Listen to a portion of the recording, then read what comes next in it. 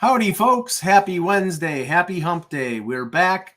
Sorry about Monday. Some illness on the part of one of our hosts. He'll be back hopefully on Friday. But we're back with Russ and our guest, Ted Starkey. But we'll start with the pre-show. Go ahead, Russ. So we'll talk about, I would say, the chat room's favorite subject, baseball.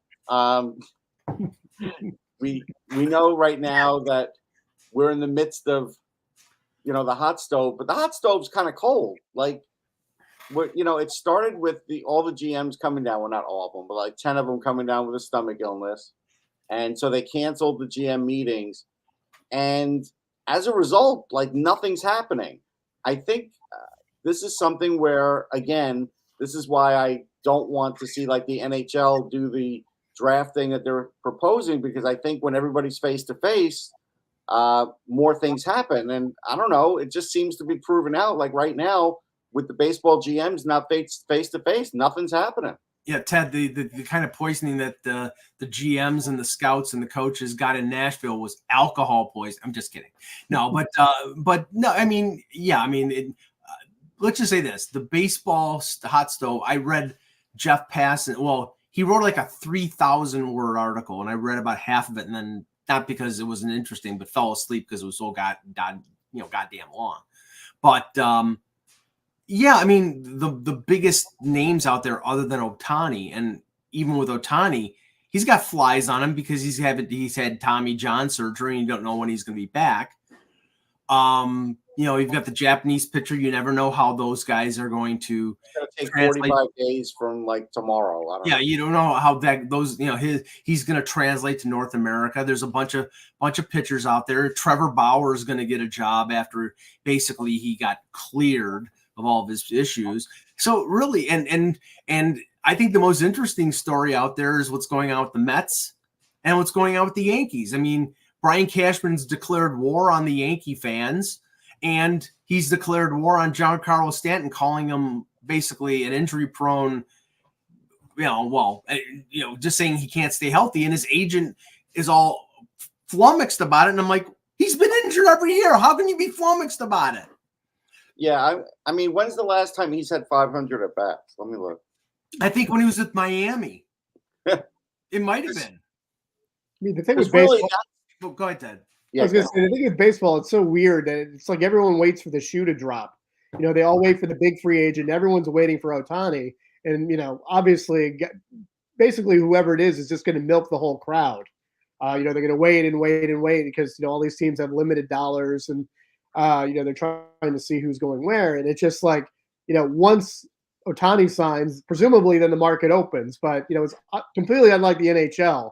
Whereas, what everyone talks early, and as soon as noon comes on July 1st, everyone signs. Baseball's like, oh, let's see what Ohtani does and see what we're going to do. And it's such a long, drawn-out process. Yeah, so 2021 is the last time he had 500 at-bats. He had 510. But then in 19 and 20, for different reasons, pandemic and otherwise, he didn't play much. And then he didn't play much after that. Baseball is the exact opposite of hockey. Everybody wants to get their free agency done by July 5th. Because they want to go to their cabins in Northern Ontario, Ted. And in baseball, it's like, okay, Ohtani signs on January 15th.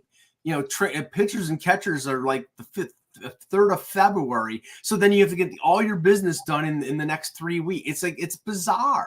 I don't get it. Baseball, you only have 2 months off anyway. It's December and January, the only months without anything. So, right. But yeah. The other thing, by the way, the other thing about Stanton, other than home runs, he doesn't even hit any doubles anymore.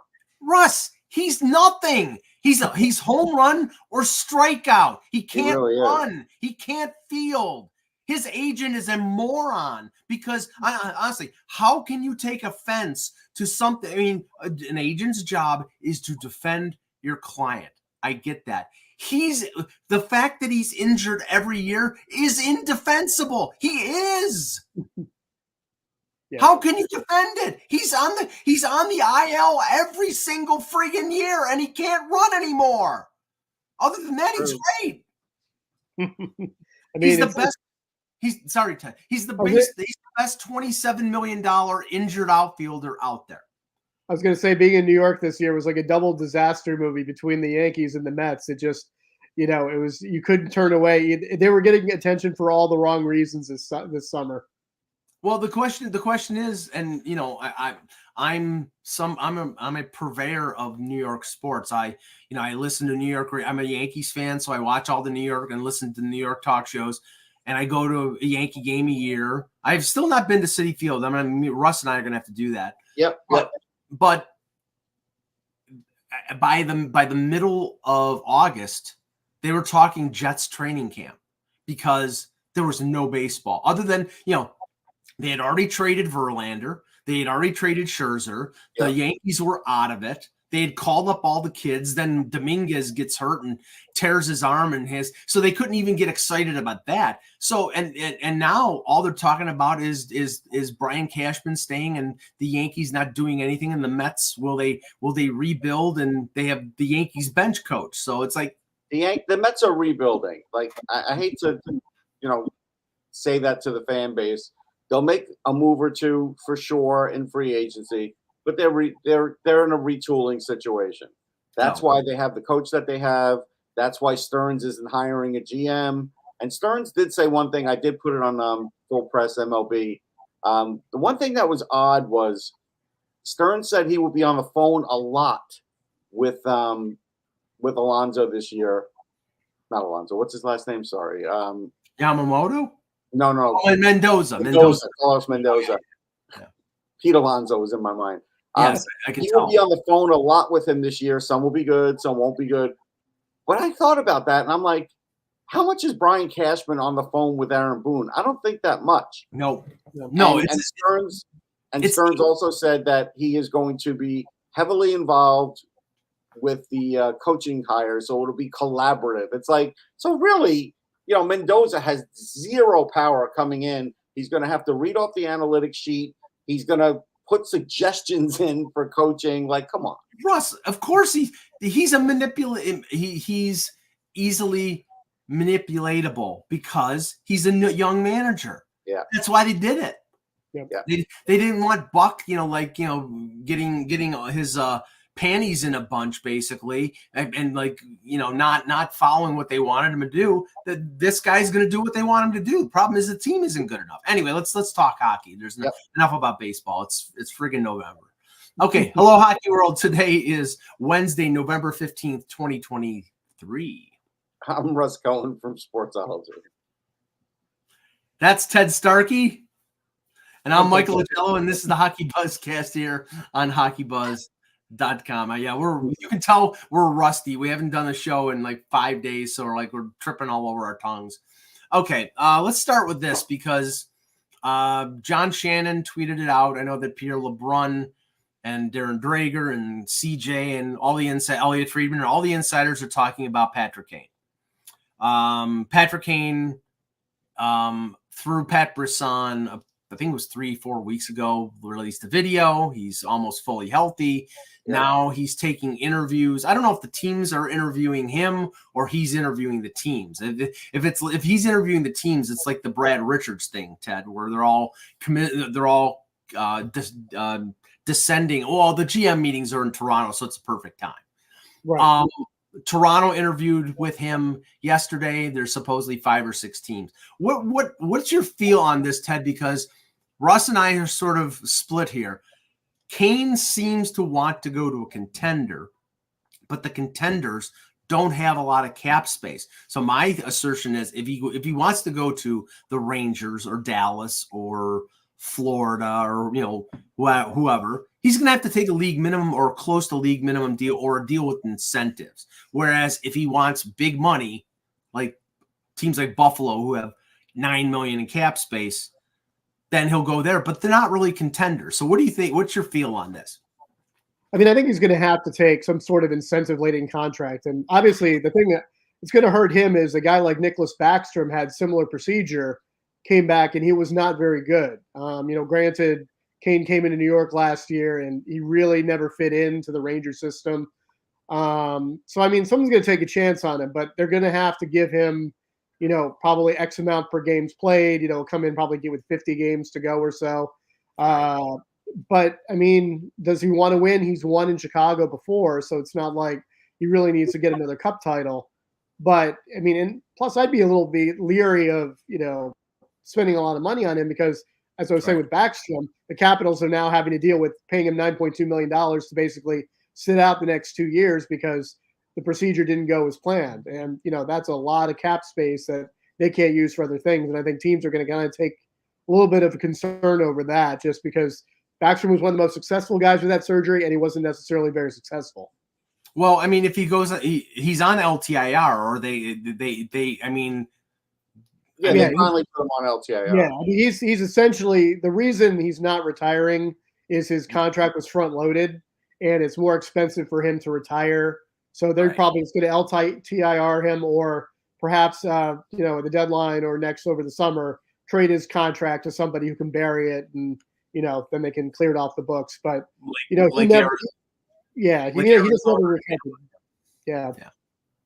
So Russ, I mean, I mean, it's sort of pointless for us to guess where he's going to go because he's going to go where he wants to go. I just think if his goal is to win a 4th Stanley Cup, he's not going to do it in Anaheim. He's not going to do it in Buffalo. Why would you say he's not? Well, and again, you can't say he's not going to do it in Anaheim because I'm talking 1 year. I'm talking this year. I don't think anybody's signing him to a multi-year. No, I think he's asking for a multi-year deal. Well, he can ask all he wants. I don't think anybody's based on what Ted just said about Backstrom. I don't think anybody's going to be signing him. He's in a different situation. Backstrom was a much riskier situation. It was hip resurfacing. This was not the case for Kane. No, it's the same surgery. It's the same surgery. I didn't think he had hip resurfacing. No, he had hip resurfacing. Well, I will say this. I'm sure there's different degrees of it. Well, the way it was explained to me, hold on. I sat next to a medical guy who knew about Backstrom and his special trainer over in Sweden, and it sounded way worse for Backstrom 2 years ago to me or a year ago rather, than Kane. From what I heard, there was some degenerative situation with Backstrom where the hip resurfacing was sort of like the last option that they had to get him to get back in play. Right. And that after a while, obviously he can't play anymore. So he's probably dealing with pain on an ongoing basis, and it's just he's not able to do it. With Kane, they say he's pain free, but they said it was pretty much the same. Yes, I disagree with it. I don't think it's pretty much the same. Okay, well, I mean, I'm just telling you what I heard, but no, I get it, but that's where I think it's hard to report on stuff like this medically because, again, when this guy explained it to me, I knew it was a real long shot that Backstrom would ever even play an NHL game again. Whereas I don't think anybody feels that way for Kane. It's just a matter of what's he going to be like. But this is Patrick Kane. I still think he's going to ask for 2 years. Whether he gets it or not, that's fine. Right. But you can't say that. My whole thing with great players is, and I don't know if he's a great player anymore, but sometimes you have to feel like you're the guy that can go to that team and help them go far or win a cup. So I can't disprove Anaheim right now because they're playing great. And if they add Patrick Kane, who's to say they can't win a cup? I'm not saying that it's impossible. I'm just saying because nothing's impossible. Florida snuck into the playoffs by 1 point and almost got to the Stanley Cup final, and they didn't get close to winning it, but that feat in and of itself is fantastic. No, I'm just saying I think he's going to be looking for teams that we would all agree are contenders. Boston, Dallas, the Rangers, maybe the Devils, maybe Toronto. I mean, I think there's like 7. I think it was Pierre LeBrun reported there was like 8 to 10 teams, but that I don't know if it was Kane or the other teams narrowed it to 8. Now, you said you heard that the Rangers are out. Larry Brooks wrote the Rangers are not. They're not going after him, and I don't blame them. There were too many alterations that had to happen last year. But I would not still get rid of teams like Seattle who did make the playoffs last year. And maybe Kane would be the difference maker this year. Like I think people are looking at it for just the teams they think are going to make it to the Stanley Cup. But I also think that Kane is going to have to look further if he wants to make money. And I believe he does want to make money. Otherwise, he could just sign with the Leafs tomorrow, like for the minimum. But it's not as simple as that. And it's probably not as simple as that because he wants to make some money too. He may very well do that. I mean, Ted, I could see this is the one thing. I don't think Kane wants to be dependent on wherever he goes. Like, I don't think he wants to go, like, say, we're going to talk about Buffalo in a second. They lose Tage Thompson yesterday for it could be upwards of 2 months. Patrick Kane doesn't want to now sign with the Sabres and them say, okay, Patrick Kane, be the Patrick Kane of 4 or 5 years ago and score us 100 points and score us some goals because we need goals now because Tage Thompson is out. I think he wants to go someplace where he's a complimentary player. He blends in, and then in the playoffs, they depend on him because he's a playoff player. I don't think he wants to go someplace where the pressure is on for him to perform because he's coming back from a major surgery. Yeah, and I think the other way works as well. I mean, if you're a team that's overly relying on Patrick Kane, he may not be able to show up and deliver what you want. Right. If he can fit into a system, play more limited minutes than he would say in Buffalo or somewhere else, he'd probably be a good fit. And if he works out well, great. He's obviously be helpful in the room. He's won before. He can play.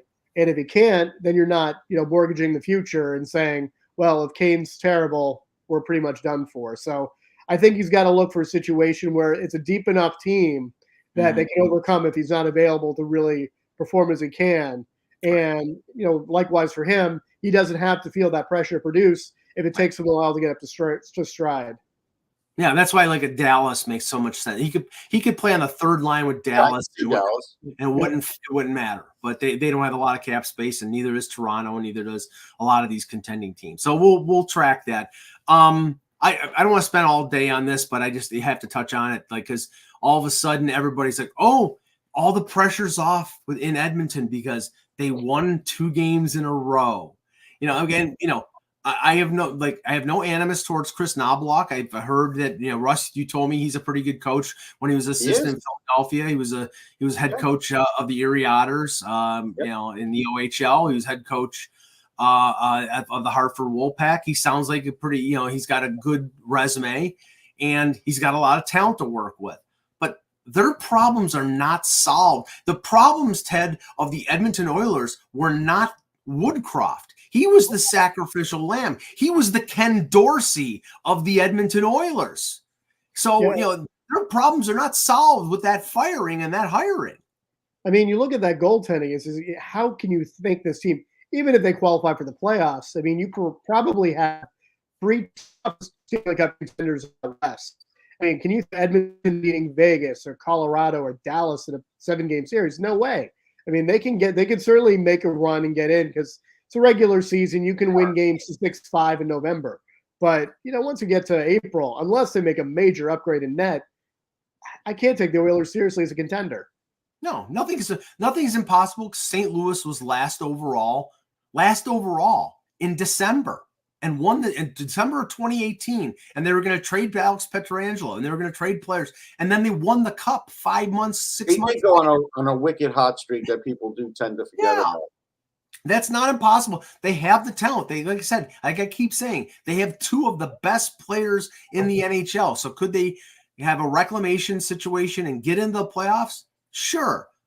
But I've been saying, Russ can attest, I've been saying, I jokingly guessed that they would miss the playoffs, but I knew that they weren't going to win the Stanley Cup because a lot of people were picking them to win the Stanley Cup. And I'm like, with what? I mean, Jack Campbell can't stop 60-foot shots in the AHL right now. I feel sorry for the guy, but it's like, that's just, that contract is symptomatic of what Ken Holland and before him, the other managers in Edmonton have done. They've built a crumbling tower around Connor McDavid and Leon Draisaitl. They have not built a good support structure. Crumbling tower.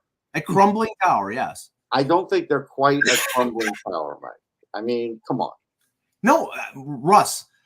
Like I said, okay, no goaltending. I mean, Skinner's a good young goaltender. You liked Skinner last year. Now you're saying no goaltending again. Russ, the way he's playing right now, can you tell me he's a difference maker? No, but I had. Okay, then shut up. About him last year, but now then shut up. Year, I mean, but last year you liked him. Yes, because compared to Campbell, he was Terry Sawchuk.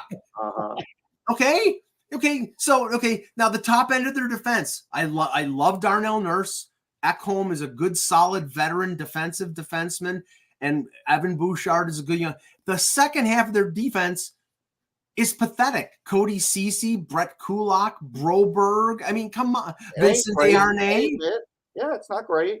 No, so, I mean, That's the crumbling tower, Russ. They have not built a good support structure around those two superstars. I could say the same thing about Toronto and I have, but that's the Oilers should move to the East. They'd be all set. They'd actually have a chance to make the final if they're in the Eastern Conference, but in the West, right? Absolutely no chance. Right. Let's go back to Buffalo because Russ and I were talking about this last night, Ted, and miscalculation number one. To expect a team that scored 298 goals last year to repeat that while also being stressed to play defense. Most teams in this league can't walk and chew gum at the same time. They can't play shutdown defense and top end offense. It's a give and take. And I looked at their special teams. I did a piece for the Hockey News. Last year, they were 9th in the league in the power play and 28th on the penalty kill. So they emphasized, killing penalties and being more defensively responsible this year. They're 10th on the penalty kill and 28th on the power play.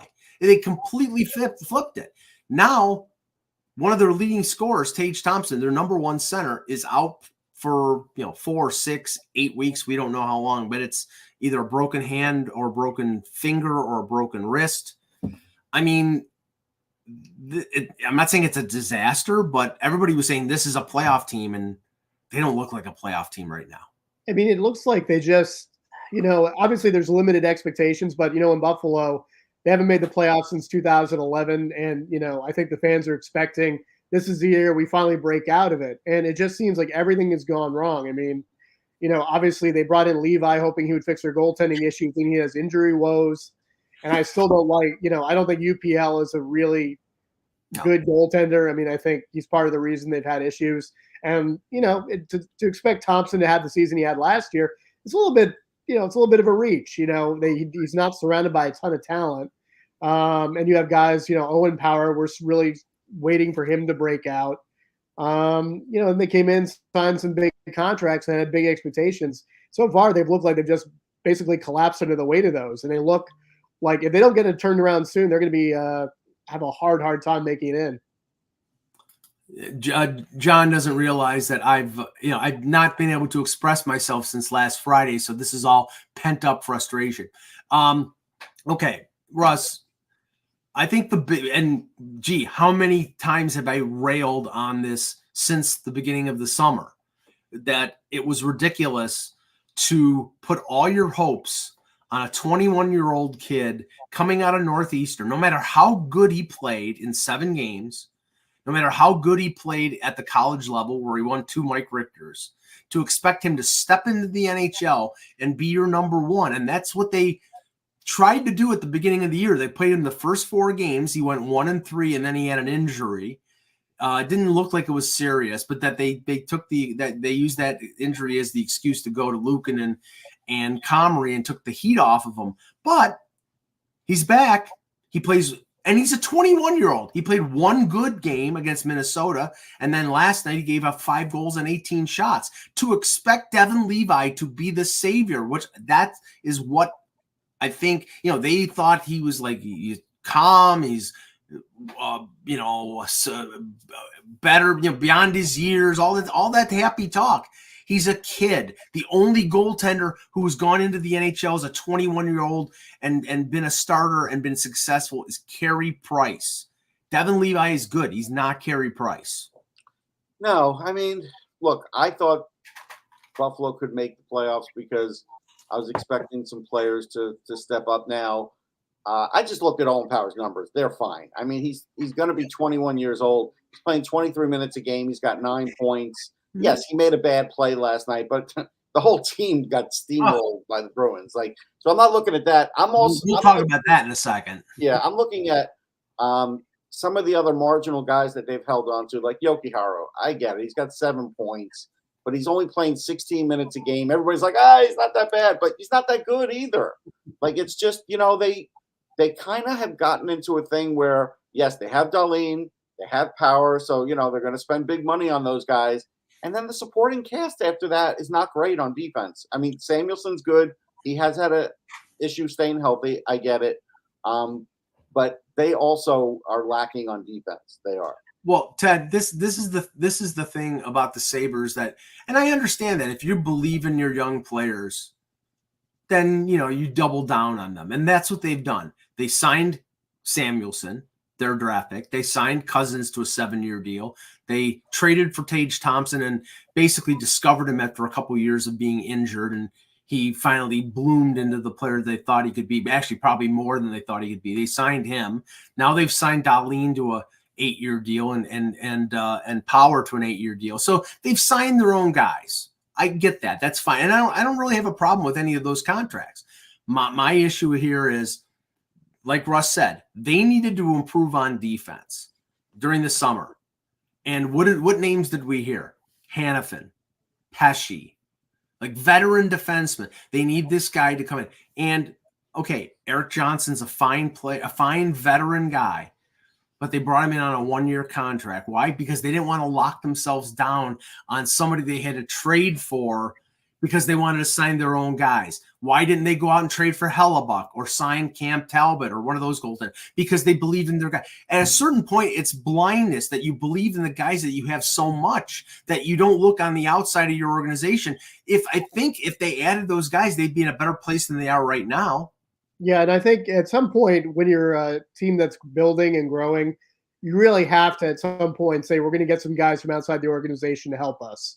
I mean, it's the next step you have to take. Yeah, like Ryan Johnson's going to be a nice defenseman, but to expect him to do something now is like too much. Right. And it's just like, they need, one of the problems they've had the last couple of years with the goaltending, as I was saying before, is they don't have a guy who can mop up mistakes. And they were hoping Levi would be the guy who could, when the defense blows coverage, they could, he could make the save. And it's just, it's a tough spot for him to be in. They need someone else in the tandem that's really NHL quality, and they need the defense to clean up their mess. But, as I said, they just don't seem to be ready to make that step to bring somebody in to really make them a true contender. And, with some of the teams like Detroit has been, obviously a lot better. Washington's been better. Pittsburgh has been better. You got to beat out one of these teams to the playoffs, and you're not better than them. And so they have to do something to try to elevate themselves in relation to what the other playoff field is. And one of the teams that everybody looked at the beginning of the year, and like in the Eastern Conference, and said, Detroit, Ottawa, Buffalo. Okay, who of the 8 teams that made the playoffs last year are going to fall out or that we can catch? Oh, the Bruins, because they lost Bergeron and they lost Krejci. And now they're 12-1-2. And Ted, they're a friggin' machine. They gobble up teams. They don't beat them. Last night there should have been cops arresting them. That was an assault. It was like they were up 2-0 after 5 minutes. Buffalo didn't know what hit them. They were up 3-0 after 1, 5-0 halfway through the game. And everybody's like, well, this was a great night. Cal Poso is his 1,000th game. That was the high point of the evening for the fans. Yeah, no, the one thing with the Bruins is they're just so balanced, even though they lost some guys in the offseason. If you look at their goaltending, it's amazing to me this year how many contending teams have subpar goaltending. And the Bruins are definitely not one of them. Their tandem is better than most teams' number one. And, they can score. Their defense is mobile. They're quick. And there's very, very few weaknesses to their game. And, until they get in the playoffs, then we'll see. No. But hold on. The thing is, no, you're right. You're right to be skeptical. That's what happened last year. You're expecting Charlie Coyle now to come up big in the playoffs. You're expecting Pavel Zacha now to come up big in the playoffs, and we know that the game changes. See, I'm expecting them to move down one slot when they trade for a center, because I'm positive they're going to be in the Elias Lindholm sweepstakes. They're going to try to get themselves a center. I can't. Maybe they'll get it. Yeah, but no, Ted, the one thing that I give Don Sweeney credit for, they made some ads that everybody shook their head and what the hell are they signing Kevin Shattenkirk for? He's done. He's spent. And you know what? They're only asking him to play 13 or 14 minutes a night on the bottom pairing. You know, if McAvoy is hurt, he can step in on the power play as the quarterback. James Van Riemsdyk, you know, Russ saw him in Philadelphia. People were thinking he was pretty much done. He's standing at the side of the net in the power play. He can still do that. They plugged in veteran guys here and there. You know, they brought back Lucic because Lucic is Lucic. And, he, you know, when he's healthy, you know, he'll be a part of that team. You know, Marchand dominates. Pasternak is one of the best 3 or 4 players in the league. You can't kill them. They're friggin' Dracula. Even if you stab them in the heart with a stake. They're the Dark Knight from Monty Python. You can't kill that team. It's unbelievable. The interesting thing for the Bruins for me is going to be, you know, if they were an 8 seed this year, that would probably be the perfect spot for them because you wouldn't have the expectation that they had last year. If they go in as the winner of the Atlantic and come in and basically say, you know, we're going to steamroll again, this is our revenge tour, is that going to work? Because, you know, Boston is certainly one of the markets that, you know, the Patriots are terrible. The Red Sox aren't going to be good. Who knows with the Celtics? This is their chance to win a championship.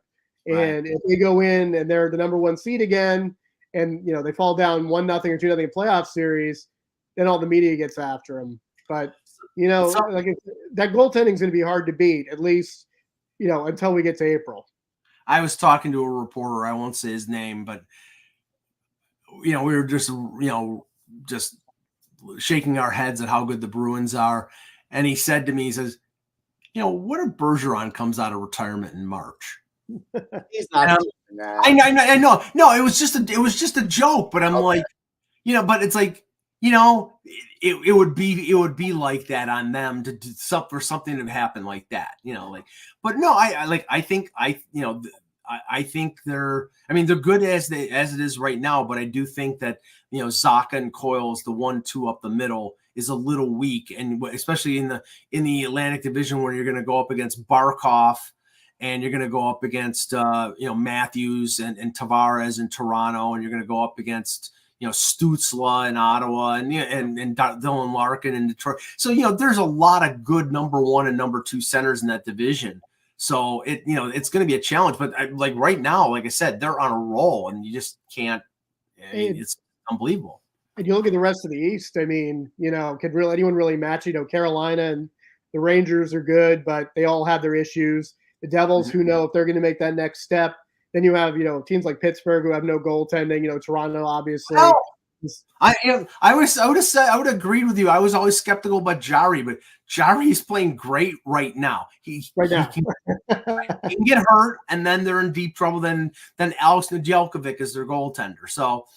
But everybody's flaw. Everybody in the East has one big flaw. I mean, Toronto, it's defense. Their defense, you know, other than Morgan Riley, their defense is below average.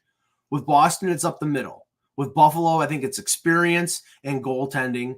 Goaltending seems to be the common theme with a lot of these teams. I mean, Detroit, Alex Lyon and James Reimer.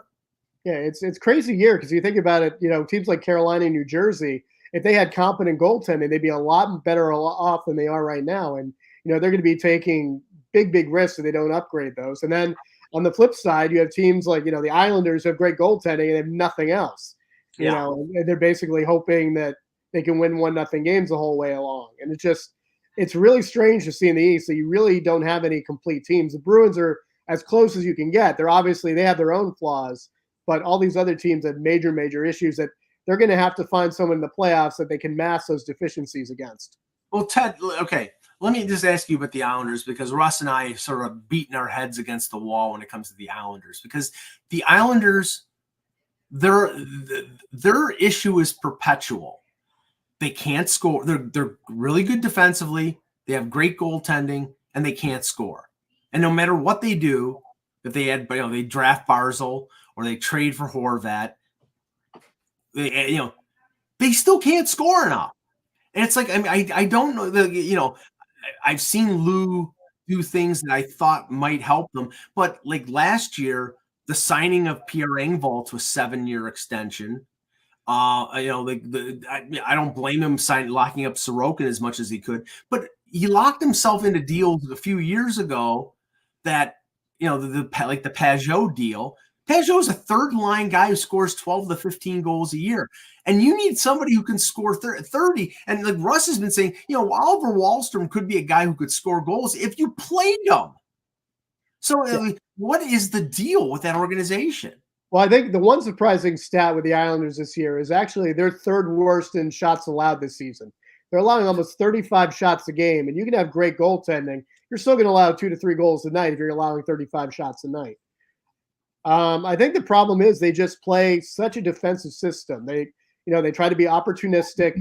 They brought in a guy like Horvat thinking he's going to score 50 off a Bruce Boudreau system, bring him into Lane Lambert and expect he's going to score 50 is kind of asinine because they're not going to get the same chances. And I think we brought this up, Ted. We brought this up the other day on Off the Post or somewhere, but basically following Trotz now, 2 coaches are failing trying to follow the Trotz system after Trotz is gone. Yeah. So that's been a tough thing to do. Yeah, and I think if you watch them, they're not trying to block or they're not trying, but they're not blocking shots anymore. They're not really getting in the lanes for passing, and they're allowing a lot of good scoring opportunities. And I think Sorokin's been very good. It's just he's getting absolutely zero help. And if they can score 1 or 2 goals a night, and that's it. Once they allow 3, game over.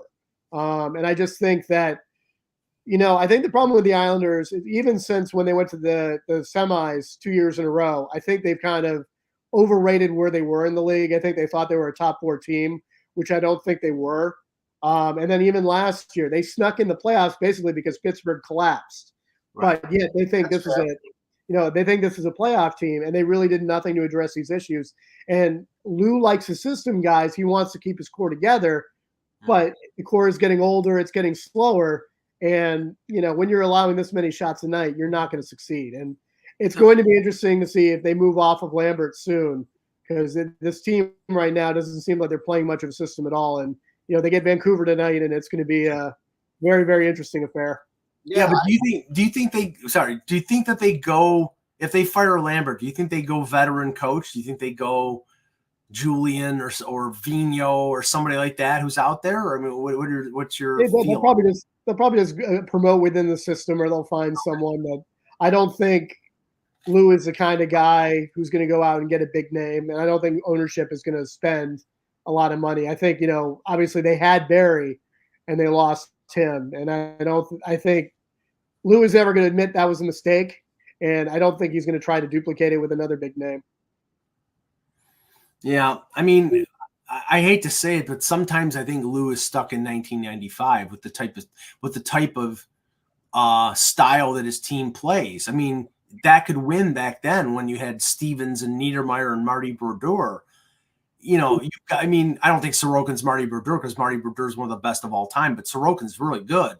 And you want to build a defensive team around him. You just don't have enough. You need to average 3 goals a night, and they don't.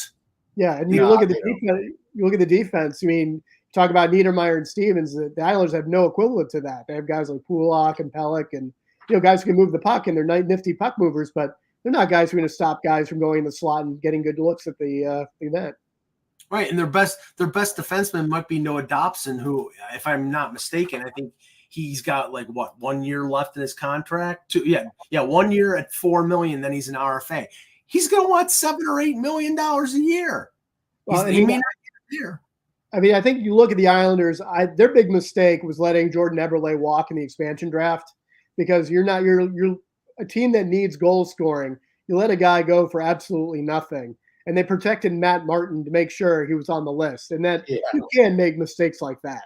No. Especially with a team, if you're deep in scoring, that's one thing. But they needed goal scoring. And then, obviously they lost Devin Taves to Colorado because they didn't want to pay him and they couldn't afford to. So it's just it's a long series of mistakes, and they've never really improved the team. And even, Bo Horvat he's another guy. We're talking about Patrick Kane being a guy who needs to be on a good team. Devin Taves, Bo Horvat needs to be on a good team. He needs guys around him who can score. He can't carry the team. And they're going to end up like they were a bubble team before the season, I thought. And, if they continue to flounder, they're not making it this year. Now, go ahead, Russ. I was going to say, Rick Kowalski's their AHL. I don't think Lou would go there. But I think Lou might look at John McClain and say, "Yeah, I'll make you an interim." I could see that. Yeah. He trusts McClain You know, back in the Devils days, and they used to have Brent Thompson, who I thought would be a good candidate, but obviously he's no right. longer with the organization. He would have been perfect to step in, but I can see that. Yeah, That's Dad. Yeah, But I think Lambert's days are numbered. I honestly do. I think so. I mean, they just don't seem like they're playing well. You know, obviously the fans aren't happy, but they just don't seem to be playing a system, and they have to play a defensive system to have any shot whatsoever. And they're just allowing way too many shots right now. Now, Russ, I want to finish up on 3-on-3, but I want to talk about Calgary because, I mean, they seem to be the epicenter of all the rumors, of all the potential trades. And that's Jake. Say hi, Jake. I mean, it's centered around the 4 pending UFAs: Lindholm, as I mentioned before, and the 3 defensemen: Zadorov, Tanev, and Hanifin. Supposedly, they almost had a deal signed with Hanifin for like 7 years, or at like $8.5 million or something like that, and they pulled it off the table because they know really they're going in the wrong wrong direction. So the name that came out obviously last weekend was Zadorov, and Russ, you seem to think that he'll get traded in the next week or so. I do. It seems like there's some unrest there, and I think if Milstein's already talking about it, he usually gets these things done pretty quick, and that's why I think he'll end up in Toronto pretty quickly. But I think Calgary's in trouble just in the sense that they're going to have to retool. They just have too many guys now that want out. And even if they got good returns on all of them, it really doesn't matter. So that's $7.5 a year for Hanifin. I mean, honestly, that's probably they can't keep doing this. Calgary, no, they're not going to. But that was the deal that was on the table. Right. But Calgary's got to stop doing this. Calgary's got to stop making these last minute above market offers to keep guys when the team is clearly not right. It's not right. Ted, the problem is that they're operating in the same way that Winnipeg does. Nobody wants to play in Calgary, so let's overpay them. Right. I mean, ever since, obviously with, Goudreau leaving and all these other guys, you just see that they're desperate to hang on to their own guys. And at some point, when you're overpaying for guys just to stay there, you just can't operate. Like Russ was saying, you just can't operate like that because you're going to have a bloated team of overpaid, mediocre players. And, it's a shame because Calgary had a really good team a couple of years ago. And, players who just want to get out because, obviously it's not a winning culture. It's a tough spot. It's an old building. Yep. And, you're just not going to win in the West. So they want to go elsewhere. They want to go to Florida. They want to go, hell, even Columbus. So, it's just a tough place to play. Well, Tim says, is this guy Tim the Imperial Margarine King from back in the day? That's the LA Kings. That's the LA Kings. No, but to that point, and you know that I'm no fan of Nazem Kadri. That's the least of their problems. You signed Mackenzie Weegar to an 8-year deal. You signed Huberdeau to $10.5 million. Now, I get it because you traded for him. You got something for Tkachuk, and you're like, okay, he's got a year left in the contract, and I've got to overpay him to keep him. But $10.5 million, he had one great year. And he took it because he was afraid he would never get that money again. Now, do you think he regrets it? No. I don't think he regrets it when he goes to the bank and cashes his check. I think it's very comforting.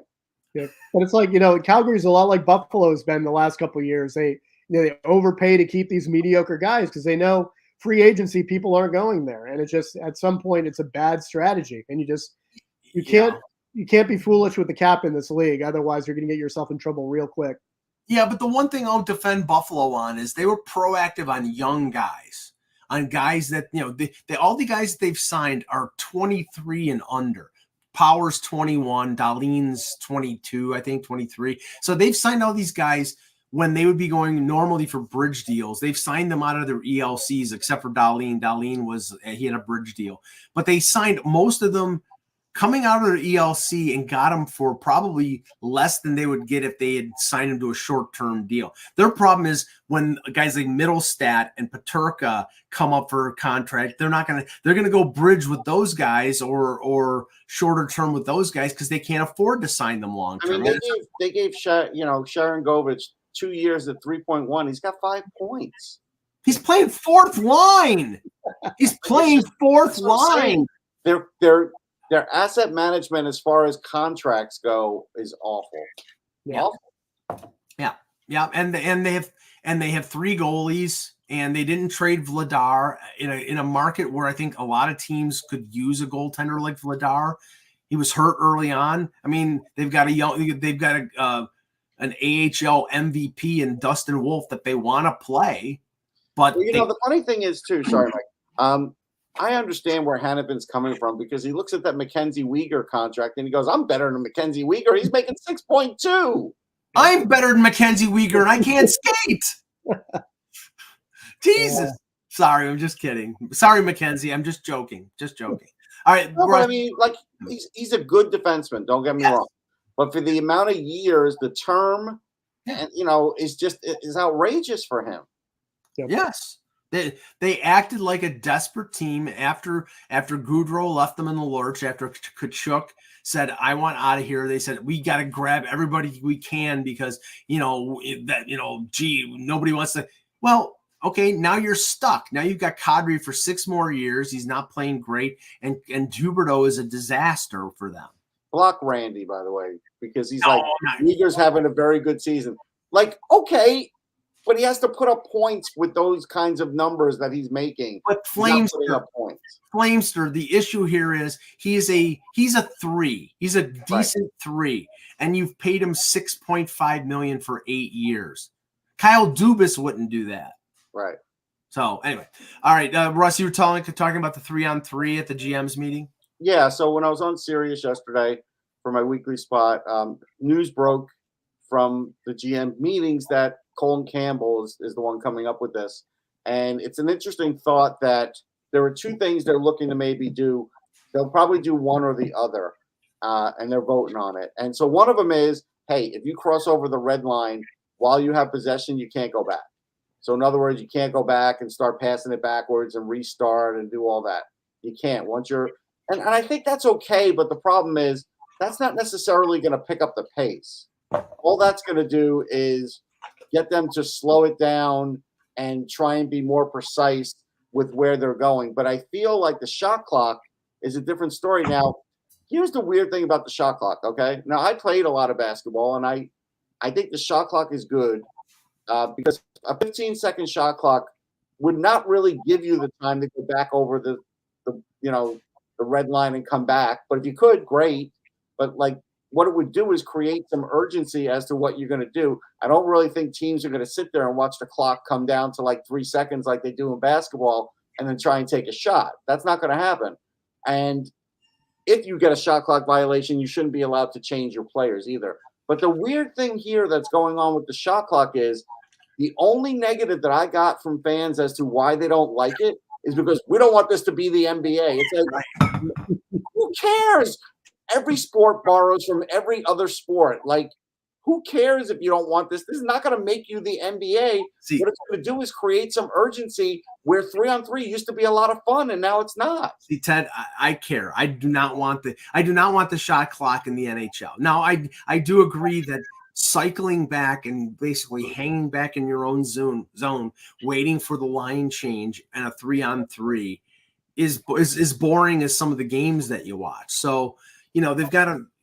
I think I don't know if Russ said it, but one of the proposals was you won't be able to cross the red line if you're possessing the puck. You can't go, but you can go back into the neutral zone, but not over the red line. I would go for that because at least then you're always in sort of an attack mode. Yeah, I'd even force them to be inside the blue line, just because I think you can retreat in the neutral zone, and you do see that with teams, especially. That's not on the table, Ted. See, now you're doing what people on Twitter are doing. There's 2 choices. This is like if you go to a restaurant and now you're ordering off the menu, you're like one of those guys that thinks there's a secret menu. There's not. You want me to hold the chicken. I want you to hold it between your No, knees. but you ever hear about those secret menus? Like even fast food places have them. Apparently, there's like a secret menu for In-N-Out, and if you say the right thing, even though it's not on the menu, they'll make it for you. And I think Ted's trying to do that. Yes. Can I have half a bloomin' onion, please? If I had to pick one and I couldn't go off the menu, I would say I think I would do the I would actually do the shot clock because I think that's actually forcing offense. Just because I think you can hang out inside the blue, inside the red line and screw around. And teams, if another team doesn't challenge you, you can just take your time and wait for your shot. Yeah, I mean, where's Mike though? He's never played basketball. I played it badly, but no, I honestly, and this is completely separate from. Can we just go back to ties? Can we just go back? I'm trying. Mike and I were talking about this, Ted, and I don't remember how I felt as a fan anymore with ties. It's so long ago. I don't think that I was all that upset about them, and I can't remember a game I went to that maybe ended in a tie where I was like swearing walking out of the place. So I'm okay with ties. Go back to them. I mean, I think the thing is with like a shootout win, it's a cheap win. You know it. And the thing with ties, like if your team blows a 3-0 lead and you end up tie, you're pissed about it. If your team comes back from 3-0, it's a good tie. It's a point, which is not so much different than the loser point. But yeah, I think I really don't see why I mean, I know why they're trying to do it. Like, let's give everyone a win. Let's give everyone a loss. It's a participation trophy. Yeah, it's a participation. Yeah, and please, Eck has always been the proponent of the 3-point regulation win. Let's just not make it that too, but they'll never do it. Let's not make it complicated. Can we just? I got it. It used to be so simple, and now it's complicated, Mike. It's a little extra math. It's not that complicated. Math was my it's always fun. Like you talk about like with the Sharks this year, trying to match the 74, 75 caps. They'll never do it because you have all the loser points coming in. Those days, 60 minutes, you were tied, you stayed tied. Now you have, let's have the overtime. Let's have the shootout. Let's try to decide a point. Yeah. Come on. They didn't have Greg Jolly. All right. Or White Parents. Okay, look, the last thing here. They keep bringing back every year. They keep bringing back the Cooperalls. I like the look, but everything. I talked to, I can't remember who it was, but it was a former Whaler who wore them back in the 80s and said they were terrible to play with because one thing was like if you fell on the ice, they were so like slick that you couldn't stop. Like with hockey pants and with it was Mark Howe that talked about it. Well, no, it was somebody to talk to me. I mean, how many? Mark Howe would never talk to you. Yeah, no. Why would he lower himself to talk to me? Gee, but I'm like, okay, but they're going back to this. It's like, for one game, fine, it's cool. They just want it. It's just for fun. They're hoping that people buy some jerseys. That's all. They're going to play the Brass Bonanza. People will like it. Brian Burke will be pissed off that they play the Brass Bonanza. All right.